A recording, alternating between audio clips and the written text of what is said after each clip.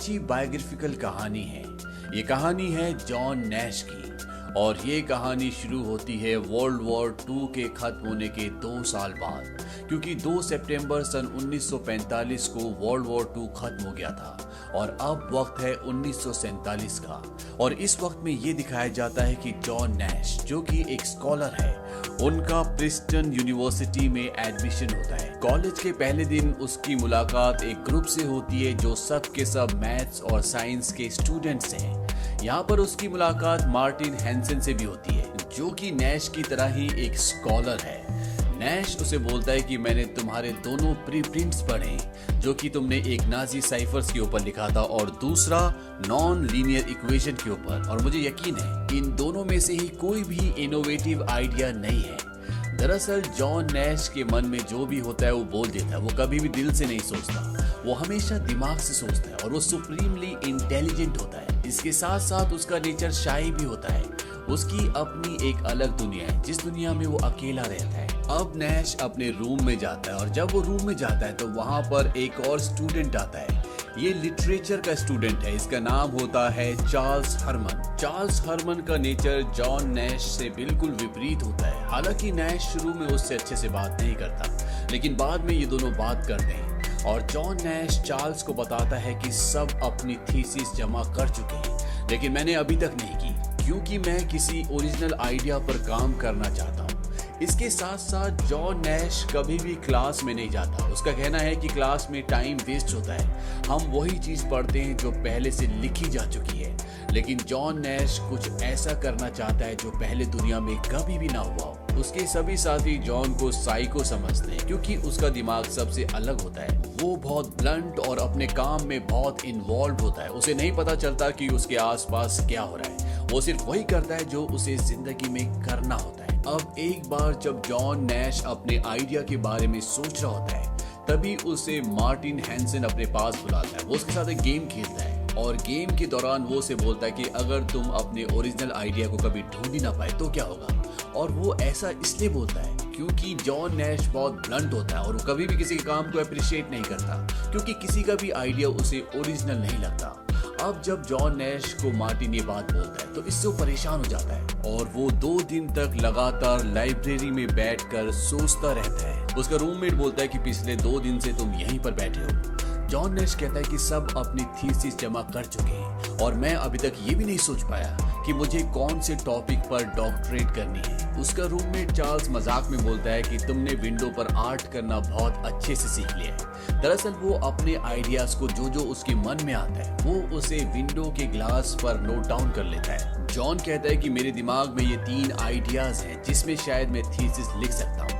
एक जिसमें लोग रग्बी यानी कि टच फुटबॉल खेल रहे होते हैं, दूसरा जिसमें बहुत सारे कबूतर दाने के लिए लड़ रहे होते हैं, और तीसरा जिसमें एक लेडी एक आदमी को चेज कर रही है क्योंकि उसने उसका पर्स चोरी कर लिया है। दरअसल वो इनके बिहेवियर के ऊपर थीसिस लिखना चाहता है और ये सच में एक ओरिजिनल आइडिया होता है, लेकिन वो इससे इतना कन्विंस्ड नहीं होता। चार्ल्स उसे बोलता है कि तुमने आखिरी बार खाना कब खाया था। जॉन इस बात का जवाब नहीं देता और वो जॉन को अपने साथ बार में ले जाता है, जहाँ पर इनके और भी क्लासमेट्स होते हैं और यहाँ पर एक लड़की होती है जो जॉन नैश को देख रही होती है। जॉन नैश के दोस्त उसे बोलते हैं कि जा, वो तुम्हें देख रही है। जॉन नैश उस लड़की के पास जाता है। वो लड़की जॉन नैश को बोलती है कि शायद तुम मेरे लिए एक ड्रिंक खरीदना चाहो। जॉन नैश कहता है कि शायद मैं तुम्हारे साथ सेक्सुअल इंटरकोर्स करना चाहता हूँ। दरअसल जॉन घुमा फिरा के बात नहीं करता, वो डायरेक्ट उस मुद्दे की बात करता है जो उसके मन में होती है।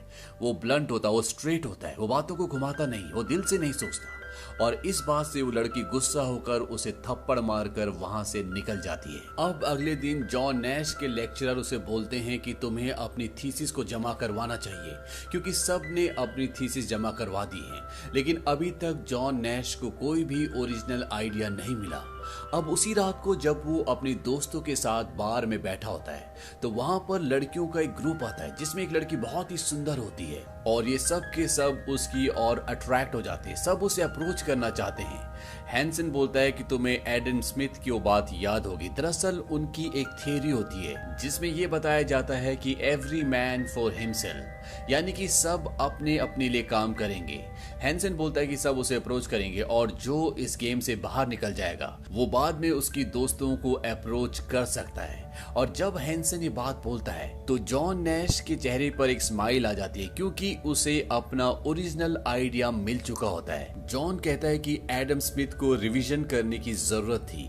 अगर हम सब उस लड़की के लिए जाते हैं तो हम एक दूसरे का रास्ता रोकेंगे, और इसमें ऐसा भी हो सकता है कि हम में से कोई भी उसे ना पाए, और इसके बाद जब हम उसकी दोस्तों को अप्रोच करेंगे तो वो भी हमें रिजेक्ट कर देंगी, क्योंकि जिंदगी में कोई भी सेकंड ऑप्शन नहीं बनना चाहता।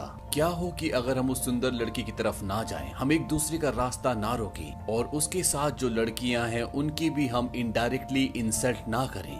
अगर हम ऐसा करते हैं तो हम सब के जीतने के चांसेस बहुत ज्यादा हैं। नैश उन सबको बताता है कि एडम स्मिथ ने ये कहा था कि ग्रुप में जब सब अपने लिए काम करते हैं तो रिजल्ट बहुत अच्छे आते हैं, लेकिन रिजल्ट इससे भी बेहतर तब आ सकते हैं जब हम वही करें जो सबके लिए बेहतर हो और हमारे लिए भी बेहतर हो। और इस तरह से जॉन नैश को गवर्निंग डायनामिक थ्योरी का आइडिया आता है, और अगले दिन जब वो अपने सीनियर अपने प्रोफेसर के पास इस आइडिया को ले जाता है तो वो इससे बहुत खुश होते हैं, क्योंकि ये एक ओरिजिनल आइडिया होता है, और साथ ही साथ ये एडम स्मिथ की 150 साल पुरानी थ्योरी को पूरी तरह से नकार देता है। उसके प्रोफेसर उसे बोलते हैं कि इस ब्रेक थ्रू के लिए तुम्हें कहीं भी एडमिशन मिल सकता है और तुम जाओगे व्हीलर लैब्स, लेकिन वहां पर तुम्हें 2 और साथी लेकर जाने होंगे जो कि एक टीम की तरह तुम्हारे साथ काम करेंगे। और ये नैश की जिंदगी का एक बहुत बड़ा दिन होता है, और उसकी इस अचीवमेंट से उसका जो रूममेट होता है जिसका नाम होता है चार्ल्स हरमन, वो बहुत खुश होता है।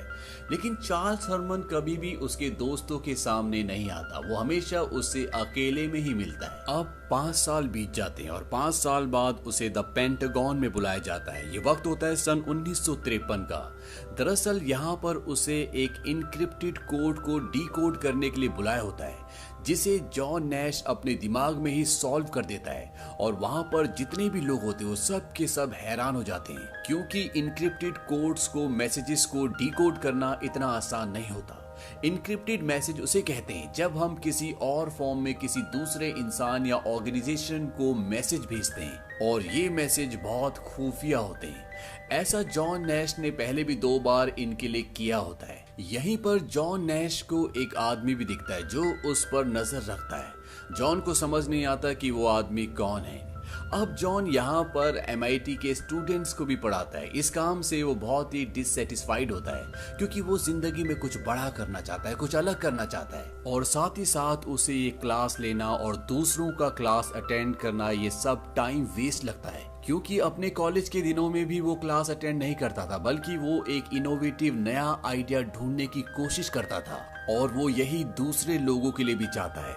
अब क्लास के बाद उससे वही आदमी मिलने के लिए आता है जो उसे उस जगह दिखाता जिस जगह पर उसने इनक्रिप्टेड कोड के मैसेज को डिकोड किया था। वो आदमी उसके पास आता है, वो कहता है मेरा नाम विलियम है और मैं मिनिस्ट्री ऑफ डिफेंस डिपार्टमेंट से हूँ। मुझे तुम्हारे जैसे आदमी की तलाश थी, तुम बहुत टैलेंटेड हो और मैं चाहता हूँ कि तुम हमारे साथ एक प्रोजेक्ट पर काम करो। तुम हमारे लिए मैगजीन और न्यूज़पेपर में जो सोवियत के छुपे हुए मैसेजेस होते हैं उसे डिकोड करो कि वो कब कहाँ अमेरिका पर हमला करने वाले हैं। ये बहुत जिम्मेदारी का काम है और जॉन इस काम को एक्सेप्ट कर लेता है। वो दिन रात इसी काम में लग जाता है। वो मैगजीन से और न्यूज़पेपर से सोवियत के छुपे हुए मैसेजेस को ढूंढने की कोशिश करता है और जब भी उसे कोई मैसेज मिलता है तो उसे उस मैसेज को एक एनवेलप के अंदर बंद करके एक बंगलों के बाहर जो बॉक्स होता है उसमें डालना होता है।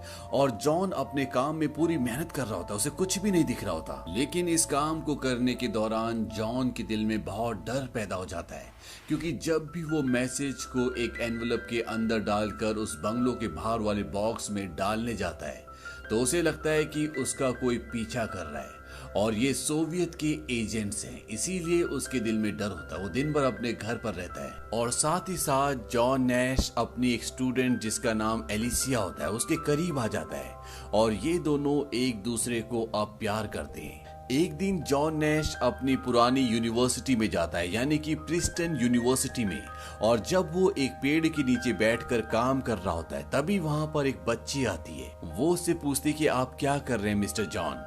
जॉन नैश बोलता है कि तुम मुझे कैसे जानती हो।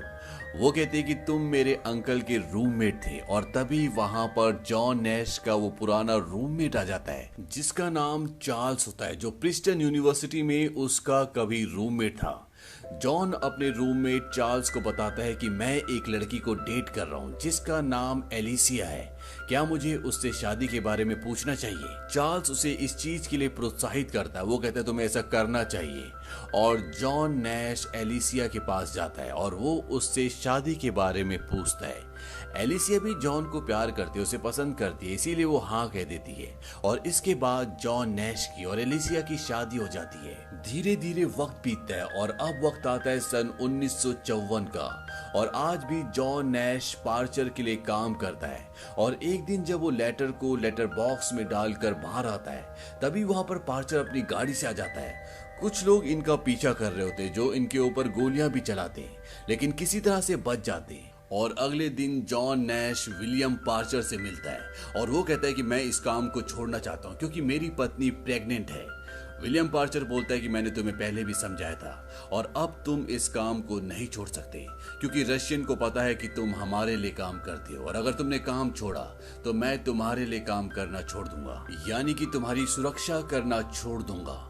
अब जॉन नैश के दिल में दिमाग में बहुत ज्यादा डर बैठ जाता है और उसके डर का असर उसके स्टूडेंट्स भी देख सकते हैं, और साथ ही साथ उसकी पत्नी को भी ऐसा लगता है कि कुछ न कुछ उसकी जिंदगी में चल रहा है जिसके बारे में वो उसे कुछ भी नहीं बताना चाहता। अब एक दिन जॉन नैश को हार्वर्ड यूनिवर्सिटी में गेस्ट लेक्चर देने के लिए बुलाया जाता है, और जब वो वहां पर लेक्चर देने के लिए जाता है तो वहां पर उसे उसका पुराना रूममेट भी मिलता है जिसका नाम चार्ल्स हरमन है।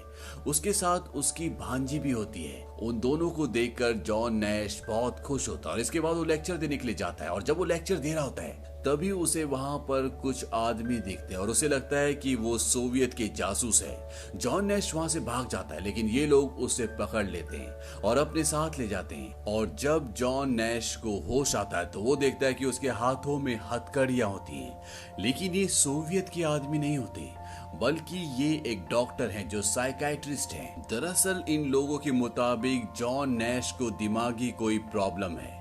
जॉन नैश यहाँ पर अपने रूममेट को, जो कि उसका दोस्त है जिसका नाम चार्ल्स हरमन है, उसे भी देखता है और उसे लगता है कि वो भी सोवियत के साथ मिला हुआ है, और वो अपने दोस्त चार्ल्स हरमन के ऊपर चिल्लाना शुरू कर देता है। वो कहता है कि तुम रशियन के साथ मिले हुए हो।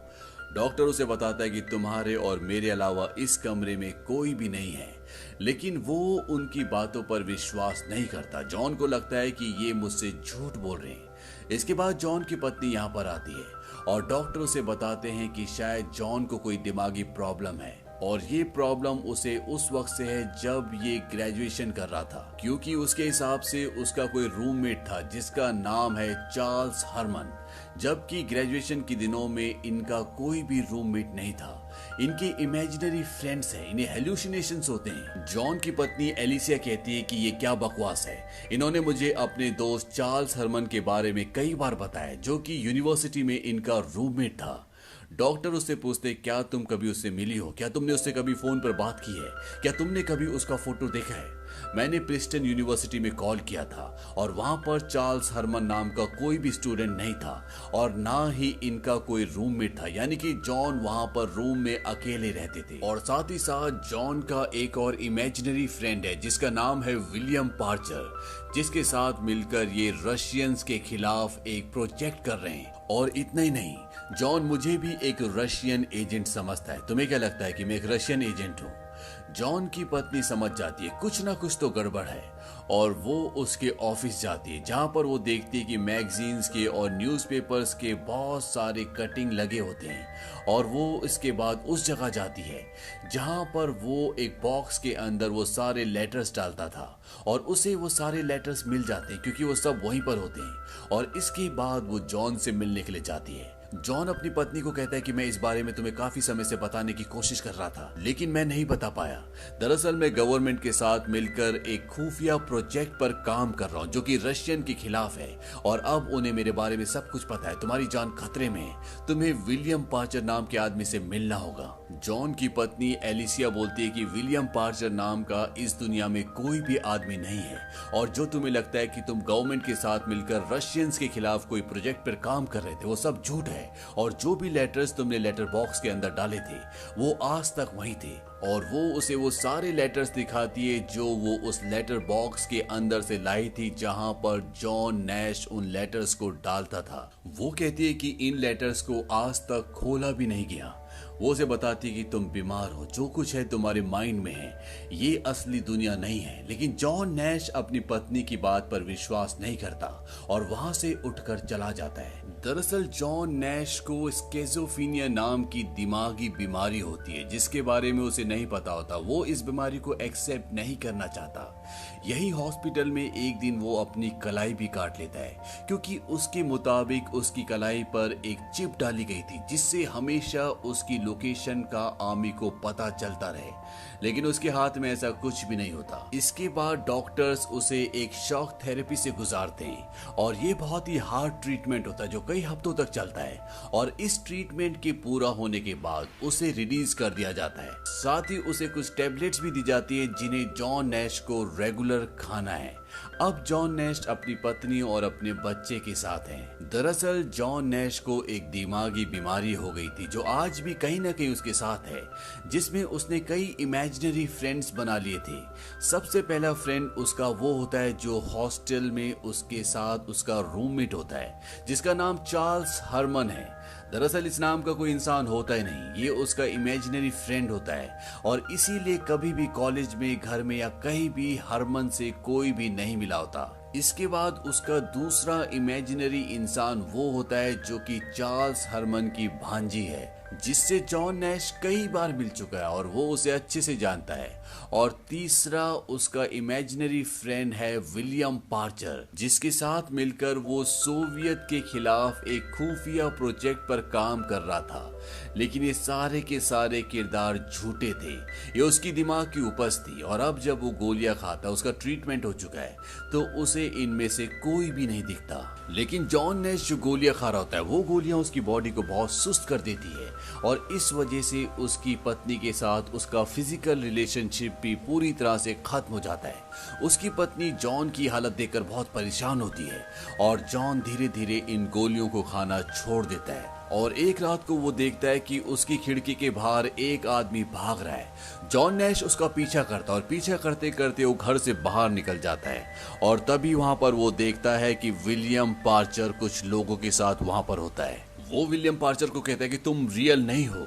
विलियम पार्चर कहता है कि मैं रियल हूँ, और वो उसे वहां पर एक रूम दिखाता है। वो कहता है तुम्हें आगे का काम यहाँ से करना होगा, और विलियम पार्चर जॉन को ये विश्वास दिला देता है कि डॉक्टर ने तुमसे झूठ कहा है और असलियत यही है जो मैं तुम्हें बता रहा हूँ। और इसके बाद एक बार फिर से जॉन नैश विलियम पार्चर के साथ मिलकर काम करना शुरू कर देता है।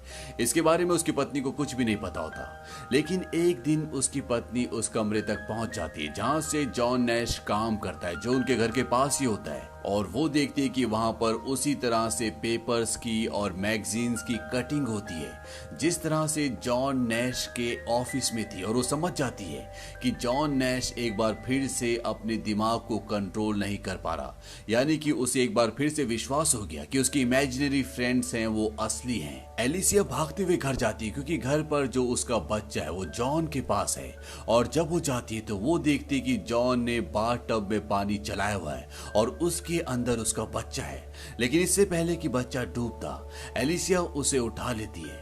तभी वहां पर जॉन नैश भी आ जाता है। वो कहता है कि यहाँ पर चार्ल्स हरमन था जो हमारे बच्चे का ध्यान रख रहा था। चार्ल्स हरमन यानी उसका कॉलेज के वक्त का रूममेट, जो कि सिर्फ उसकी इमेजिनेशन है। एलिसिया बोलती है कि चार्ल्स हरमन नाम का कोई भी इंसान इस दुनिया में एग्जिस्ट करता ही नहीं है, और वो नीचे जाकर टेलीफोन उठाती है और वो डॉक्टर रोसन को कॉल करना चाहती है, क्योंकि डॉक्टर रोसन ने ही उसका इलाज किया होता है। अब वहां पर जॉन नैश को विलियम पार्चर दिखना शुरू हो जाता है और वो कहता है कि तुम्हें अपनी पत्नी को रोकना होगा, नहीं तो फिर से तुम्हें हॉस्पिटल ले जाया जाएगा। और विलियम पार्चर अपनी गन निकाल कर उसकी पत्नी को मारने के लिए जाता है, जो कि सिर्फ जॉन नैश को दिख रहा होता है। और वो अपनी पत्नी को बचाने के लिए उसे धक्का देता है और एलिसिया इस बात से गुस्सा होकर अपने बच्चे को लेकर गाड़ी में बैठ जाती है। विलियम पार्चर बोलता है कि तुम्हें उसे रोकना होगा, तुम्हें इसे मारना होगा। और तभी वहां पर चार्ल्स हरमन भी आ जाता है। वो कहता है कि विलियम पार्चर जो भी कह रहा है तुम्हें करना होगा। और तभी वो बच्ची जिसका नाम मर्सी है, जो कि चार्ल्स हरमन की भांजी है, वो उसका हाथ पकड़ लेती है। और इसके बाद जॉन नैश का दिमाग घूमना शुरू हो जाता है, उसे बहुत सारी चीजें रिकॉल होती है और वो अपनी पत्नी की गाड़ी के सामने खड़ा हो जाता है। वो कहता है कि तुमने सही कहा था, मर्सी रियल नहीं हो सकती क्योंकि वो कभी भी बड़ी नहीं होती। दरअसल जॉन नैश मर्सी को कई सालों से देख रहा होता है और जब से वो उसे देख रहा होता है तब से ना उसकी उम्र, ना कद, ना शरीर बढ़ा होता है। और इस बात से समझ जाता है कि डॉक्टर सही कह रहे हैं, मेरी पत्नी सही कह रही है और ये जितने भी लोग मुझे देखते हैं ये सिर्फ मेरी एक इमेजिनेशन है। इसके बाद उससे डॉक्टर मिलने के लिए आते हैं और वो उससे पूछते क्या तुम अभी भी उन सब को देख सकते हो। जॉन कहता है कि हाँ, मैं उन सब को देख सकता हूँ। दरअसल जॉन उन सब को देख रहा होता है, लेकिन उसे ये भी पता है कि ये सब मेरी इमेजिनेशन है। वो जॉन से पूछते हैं कि तुमने दवाखाना क्यों छोड़ दिया। जॉन कहता है क्योंकि मैं अपना काम नहीं कर पा रहा था और साथ ही साथ अपने बच्चे का और अपनी पत्नी का भी ध्यान नहीं रख पा रहा था, इसीलिए मैंने दवाखाना छोड़ दिया। डॉक्टर कहते हैं कि तुम्हें दवा खानी पड़ेगी, नहीं तो तुम्हारी बीमारी और भी वर्स्ट हो सकती है। इसके बाद डॉक्टर वहां से चले जाते हैं और डॉक्टर के जाने के बाद जॉन अपनी पत्नी से कहता है कि मैं इस बीमारी से खुद ही डील करना चाहता हूं और उसकी पत्नी भी इस बात के लिए मान जाती है। इसके बाद जॉन नैश एक बार फिर से प्रिंसटन यूनिवर्सिटी जाता है, जहां पर उसका पुराना दोस्त, जो कि उसका एक वक्त में कॉम्पिटिटर भी होता है, जिसका नाम हैंसन है, जो जॉन नैश की तरह ही एक स्कॉलर है, वो अब मैथमेटिशियन डिपार्टमेंट का हेड है और वो जॉन को वहां पर लाइब्रेरी में अपना काम करने की परमिशन दे देता है। लेकिन अभी भी जॉन के लिए अपनी बीमारी से लड़ना इतना आसान नहीं होता, क्योंकि उसे अपनी इमेजिनरी फ्रेंड विलियम पार्चर और चार्ल्स हरमन दिख रहे होते हैं, जो उसे उसके रास्ते से डाइवर्ट करने की कोशिश करते हैं। जॉन नैश उनसे लड़ता है। वो कहता है कि तुम रियल नहीं हो। ये सब के सब उसे फोर्सफुली इमोशनली ब्लैकमेल करने की कोशिश करते हैं, लेकिन जॉन उनकी बातों पर विश्वास नहीं करता और वो अपनी रिसर्च को आगे जारी रखता है। कॉलेज के बच्चे भी उसका मजाक उड़ाते हैं, लेकिन अब जॉन किसी बात की भी ज्यादा परवाह नहीं करता। धीरे धीरे वक्त आता है और ये वक्त आता है सन 1978 का। हालांकि जॉन को आज भी उसके इमेजिनरी फ्रेंड्स दिखते हैं, यानी कि आज भी उसकी बीमारी ज्यों की त्यों है, लेकिन उस बीमारी के साथ उसने नॉर्मल इंसानों की तरह जीना सीख लिया है और अब वो पहले की तरह कॉलेज में दोबारा पढ़ाना भी शुरू कर देता है। ये देखकर उसकी पत्नी को बहुत खुशी होती है। धीरे धीरे वक्त बीतता है और ये वक्त आता है सन 1994 का, जहां पर जॉन के पास एक आदमी आता है और ये आदमी जॉन को बताता है कि आपको सरकार नोबेल प्राइज देना चाहती है।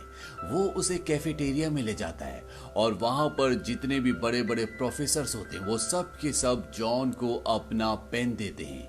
ये एक बहुत बड़ा सम्मान होता है और इसके बाद जॉन ने जो गेम थियोरी पर रिसर्च की होती है उसके लिए उसे नोबेल प्राइज दिया जाता है। लेकिन जॉन कहता है कि ये नोबेल प्राइज मैं अपनी पत्नी को डेडिकेट करता हूँ। अगर एलिसिया मेरे जीवन में नहीं होती तो मैं कभी भी यहाँ तक नहीं पहुँचता, मुझे ये प्राइज कभी नहीं मिलता। जो कि सच भी होता है। अगर जॉन ने अपनी हिम्मत हार ली होती, वो दवाइयों का गुलाम बन जाता, अपनी इच्छा शक्ति को काबू में नहीं कर पाता, तो आज वो किसी हॉस्पिटल में होता, वो जिंदा होकर भी जिंदा ना रहता।